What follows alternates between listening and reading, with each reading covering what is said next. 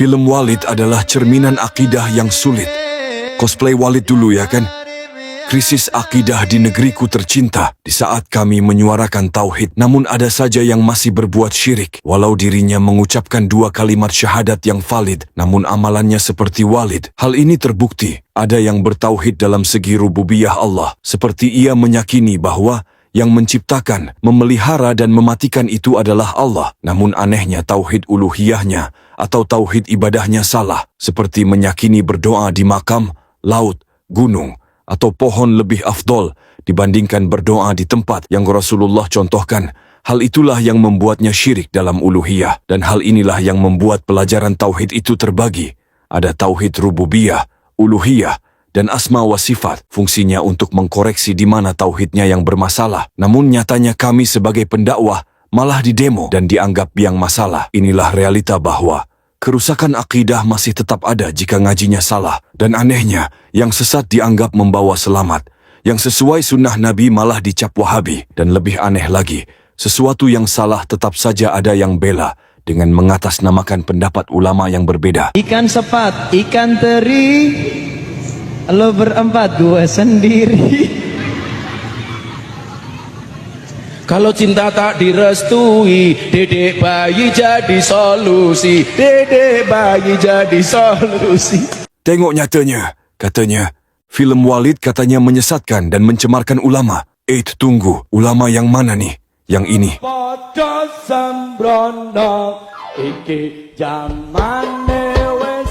Tengok nih boy, ajaran ini bukan ada di film saja. Biasanya pelaku itu terganggu jika kebobrokan ajarannya terbongkar. Mungkin takut pengikutnya sadar dari ajaran jikir goyang-goyang sendiri, pengkultusan ulama yang dianggap wali, hingga ajaran akidah yang menyimpang tentang pernikahan. Semua ini terbongkar kesesatannya dalam film tersebut. Walau memang tak membenarkan tentang adanya pemeran yang bukan mahram berperan dalam satu adegan. Namun cerita film ini membuat beberapa ormas dan golongan tersinggung karena terafiliasi satu golongan dengan Walid. Merujuk dari kisah nyata, film ini menyadarkan kita bahwa ternyata ada ajaran yang menjual agama hanya untuk keuntungan semata. Dan hal ini menyadarkan kita agar berhati-hati memilih guru dari akidahnya, ajarannya, atau golongannya walaupun outfitnya Islami, namun menebarkan ajaran yang menyesati. Sudah sadar belum?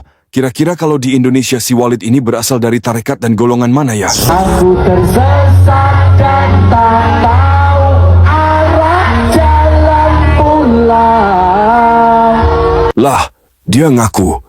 Ya, kalau tersesat mah taubat toh masih. Jangan malah menyebarkan kesesatannya. Lihat kan, ternyata jumlah yang banyak bukan patokan sebuah kebenaran.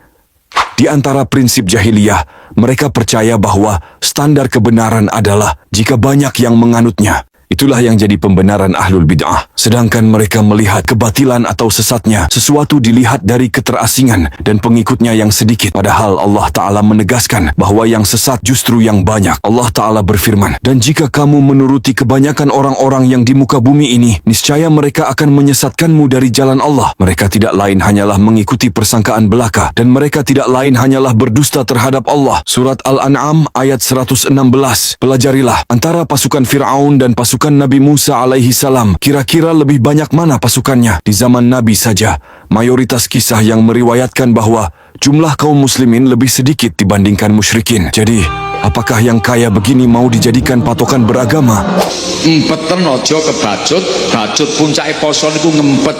Awas, jika salah ngaji, akhirnya dikibuli atas nama religi. Belajarlah ilmu agama yang benar, jika tidak engkau akan dibisnisi dengan proyek wisata religi. Belajarlah agama yang benar, hingga kalian mengetahui bahwa peninggalan Rasulullah yang mendatangkan berkah hanyalah Al-Quran dan Sunnah. Belajarlah agama yang benar, hingga kalian mengetahui ngalap berkah yang syar'i, bukan cium dan minum kobokan kaki. Belajarlah agama yang benar, hingga kalian mengetahui jikir yang sesuai sunnah Nabi bukan seperti ini. Belajarlah agama yang benar, hingga kalian mengetahui bahwa beradab yang sesuai syar'i bukan tunduk jalan jongkok untuk menghormati. Belajarlah ilmu agama yang benar, hingga kalian mengetahui bahwa kuburan yang dihias seperti ini bukan merupakan sunnah Nabi. Belajar ilmu agama yang benar boy, dengan berlandaskan Al-Quran dan hadits sesuai pemahamannya para sahabat. Dan tetaplah bertahan walaupun dirimu diasingkan.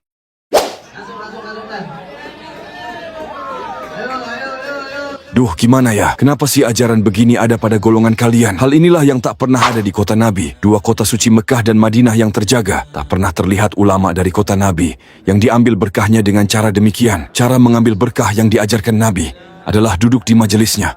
Ambil ilmunya yang sesuai sunnah dan Al-Quran dan sesuai paham para sahabat. Setelah itu amalkan. Insya Allah wafat masuk surga. Sepanjang riwayat juga, tak pernah para sahabat ngalap berkah dengan cara seperti itu kepada Khulafaur Rasyidin. Atau tak satu riwayat pun dari tabi'in yang ngalap berkah kepada sahabat seperti demikian. Inilah yang membedakan jalan ngajiku dengan jalan ngajimu. Cukup kawan, tinggalkan ajaran yang menyesatkan. Kembalilah kalian kepada ajaran yang penuh kemurnian sesuai sunnah dan Al-Quran ala fahmi salaf, yaitu para sahabat. Dan ambillah ilmu dari guru yang menuntunmu. Kembali kepada ajaran yang diridhoi. Kita memohon dari kejelekan jiwa-jiwa kami dan keburukan amal-amal kami. Barang siapa yang diberi petunjuk oleh Allah, tidak ada seorang pun yang dapat menyesatkannya. Dan barang siapa yang disesatkan oleh Allah, tidak ada seorang pun yang dapat memberinya petunjuk.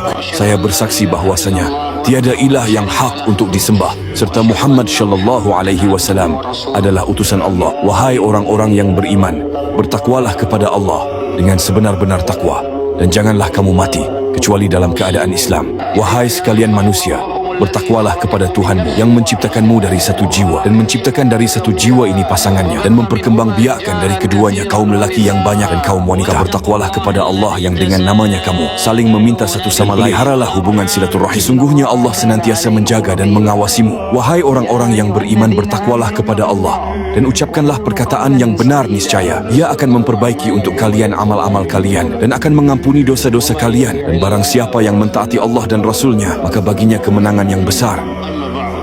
Adapun selanjutnya, sebaik-baik perkataan adalah kitabullah, yaitu Al-Quran. Sebaik-baik petunjuk adalah petunjuk Muhammad sallallahu alaihi wasallam. Dan hati-hatilah kalian dengan perkara baru, karena setiap perkara baru adalah bid'ah, dan setiap bid'ah adalah kesesatan, dan setiap kesesatan tempatnya di neraka.